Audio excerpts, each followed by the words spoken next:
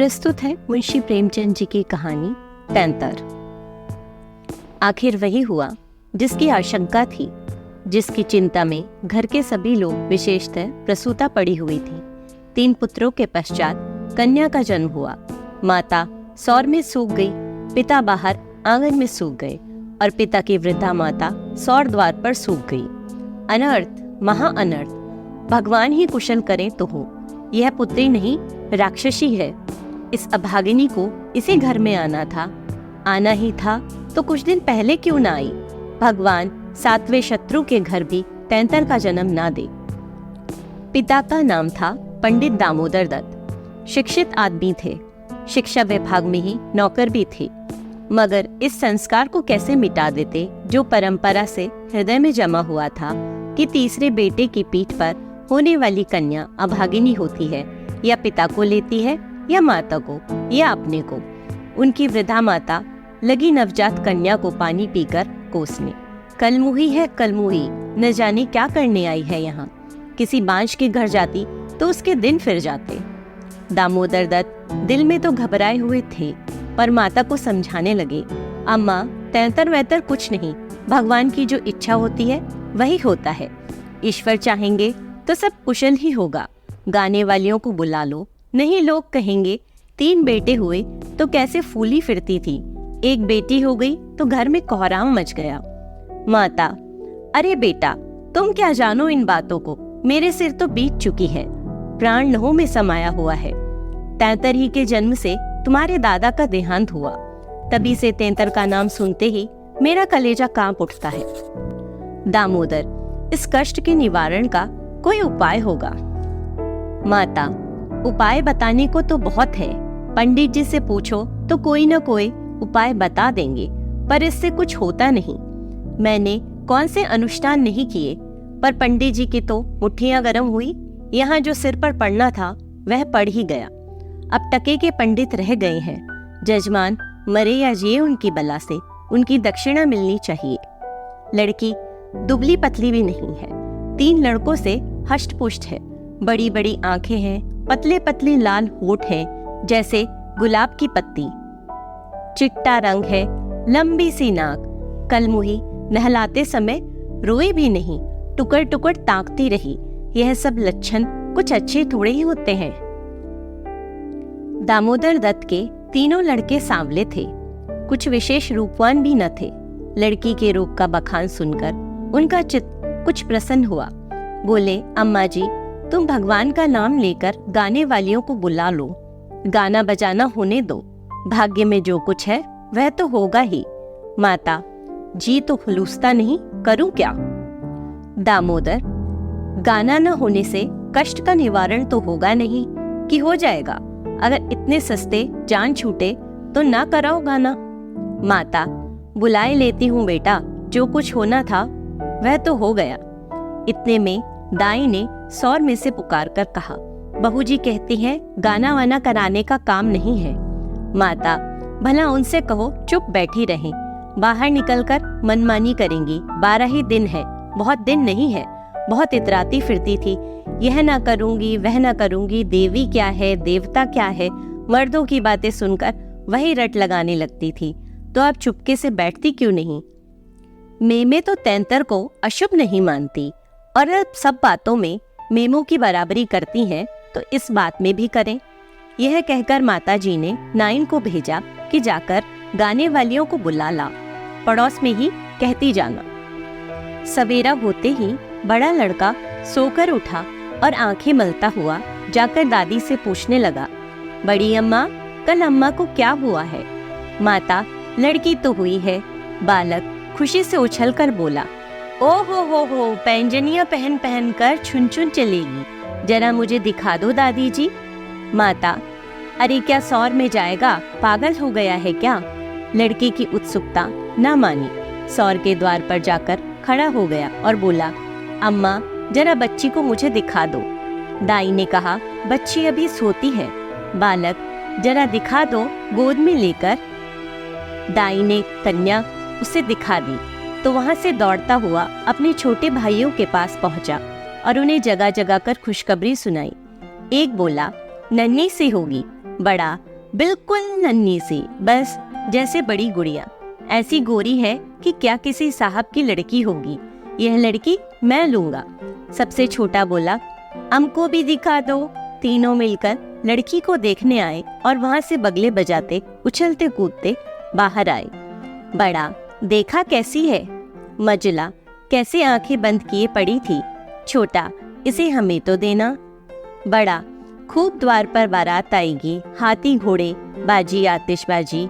मजला और छोटा ऐसे मगन हो रहे थे मानो वह मनोहर दृश्य आंखों के सामने है। उनके सरल नेत्र मनोल्लास से चमक रहे थे। मजला बोला, फुलवारियां भी होगी। छोटा, हम भी फूल लेंगे। छठी भी हुई, बरही भी हुई। गाना बजाना, खाना खिलाना, देना दिलाना सब कुछ हुआ, पर रस्म पूरी करने के लिए। दिल से नहीं, खुशी से नहीं। लड़की दिन दिन दुर्बल और अस्वस्थ होती जाती थी। माँ उसे दोनों वक्त अफीम खिला देती और बालिका दिन और रात नशे में बेहोश पड़ी रहती।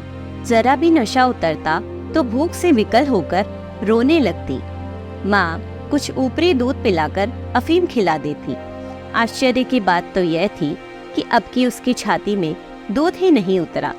यूं भी उसे दूध देर से उतरता था, पर लड़कों की बेर उसे नाना प्रकार की दूधवर्धक औषधियाँ खिलाई जाती। बार बार शिशु को छाती से लगाया जाता, यहाँ तक कि दूध उतर ही आता था। पर अब की यह आयोजनाएं न की गई। फूल सी बच्ची कुबलाती जाती थी। माँ तो कभी उसकी ओर ताकती भी न थी। हाँ, नाइन कभी चुटकियां बजाकर चुंकारती तो शिशु के मुख पर ऐसी दयनीय, ऐसी करुण वेदना अंकित दिखाई देती कि वह आंखें पोंछती हुई चली जाती थी। बहू से कुछ कहने सुनने का साहस न पड़ता। बड़ा लड़का सिद्ध बार बार कहता, अम्मा बच्ची को दो, बाहर से खिला लाओ, पर माँ उसे झिड़क देती थी। 3-4 महीने हो गए। दामोदर दत्त रात को पानी पीने उठे तो देखा कि बालिका जाग रही है।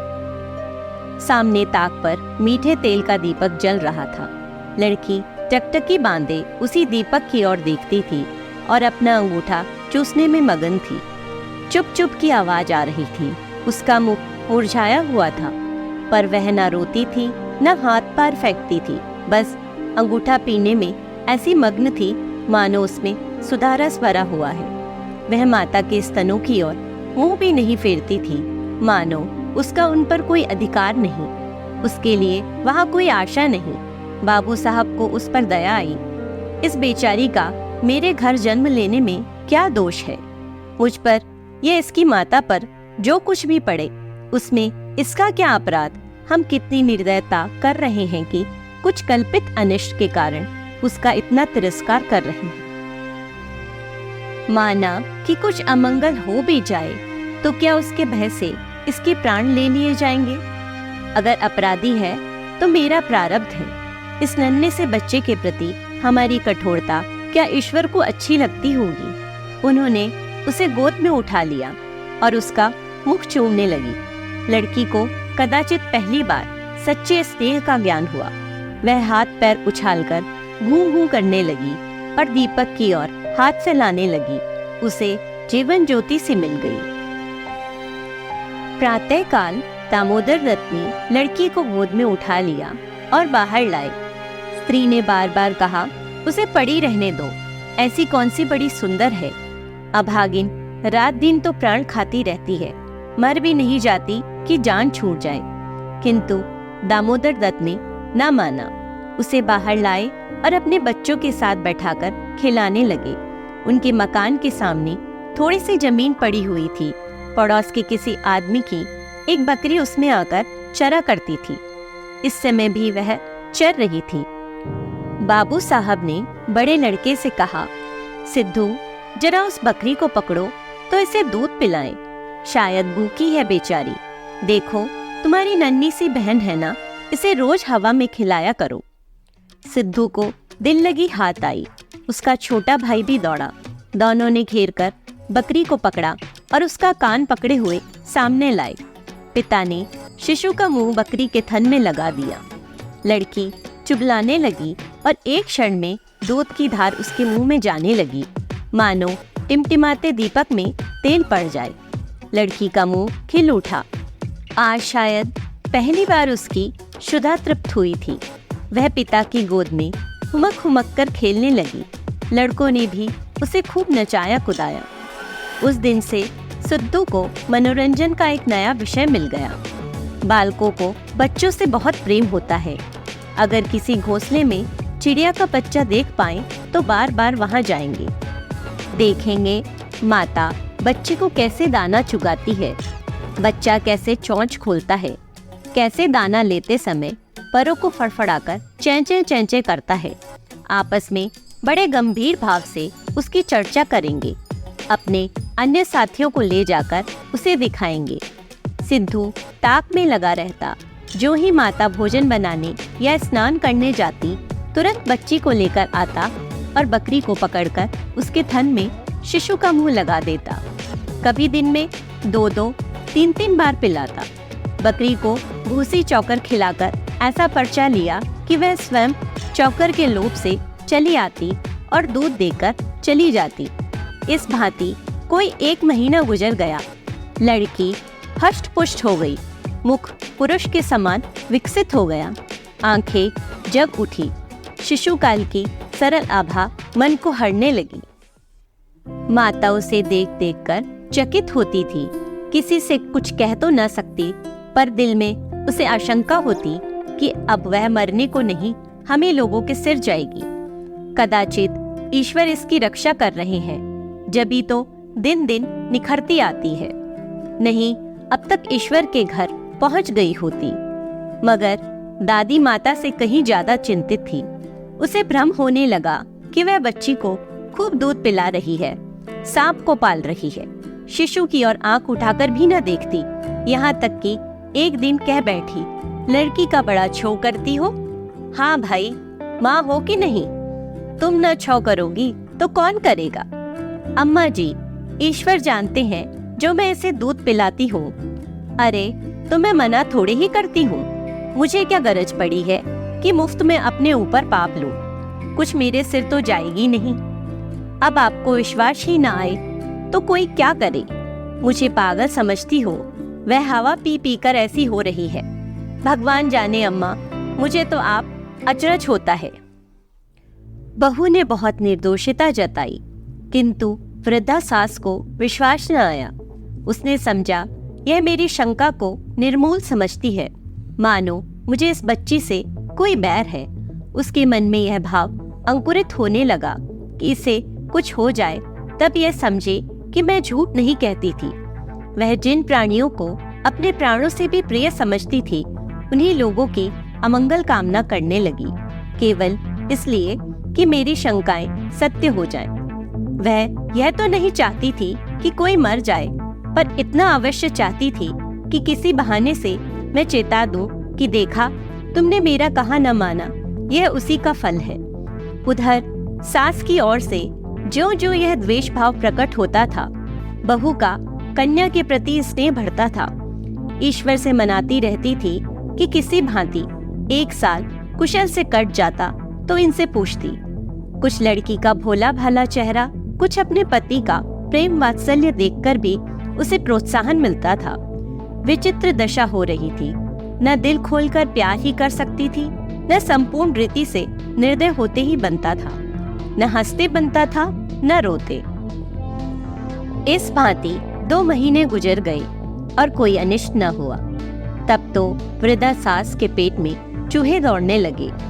बहू को 2-4 दिन जबर भी नहीं आ जाता कि मेरी शंका की मर्यादा रह जाए। पुत्र भी किसी दिन पैर गाड़ी पर से नहीं गिर पड़ता। न बहू के मैके ही से किसी के स्वर्गवास की सुनावनी आती है। एक दिन दामोदर दत्त ने खुले तौर पर कह भी दिया कि अम्मा, यह सब ढकोसला है। 73 लड़कियां क्या दुनिया में होती नहीं, तो सबके सब माँ बाप मर ही जाते। अंत में उसने अपनी शंकाओं को यथार्थ सिद्ध करने की एक तरकीब सोच निकाली। एक दिन दामोदर दत्त स्कूल से आए तो देखा कि अम्मा जी खाट पर अचेत पड़ी हुई हैं। स्त्री अंगीठी में आग रखे उनकी छाती सेक रही हैं और कोठरी के द्वार खिड़कियां बंद हैं। घबराकर कहा, अम्मा जी, क्या दशा है? स्त्री, दोपहर ही से कलेजे में एक शूल उठ रहा है, बेचारी बहुत तड़प रही है। दामोदर, मैं जाकर डॉक्टर साहब को बुला लाऊं ना? देर करने से शायद रोग बढ़ जाए। अम्मा जी, कैसी तबीयत है? माता ने आंखें खोली और कर्राहते हुए बोली, बेटा तुम आ गए, अब ना बचूंगी। हाय भगवान, अब ना बचूंगी। जैसे कोई कलेजे में बर्छी चुबा रहा हो।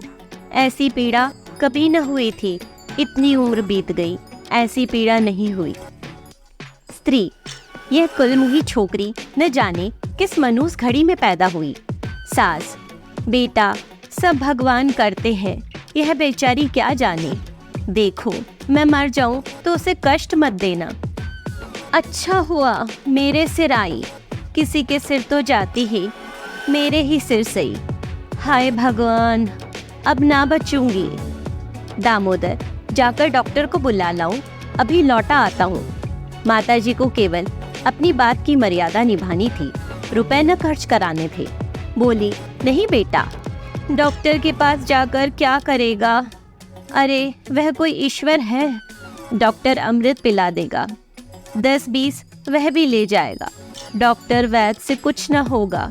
बेटा तुम कपड़े उतारो, मेरे पास बैठकर भागवत पढ़ो, अब ना बचूंगी। हाय राम।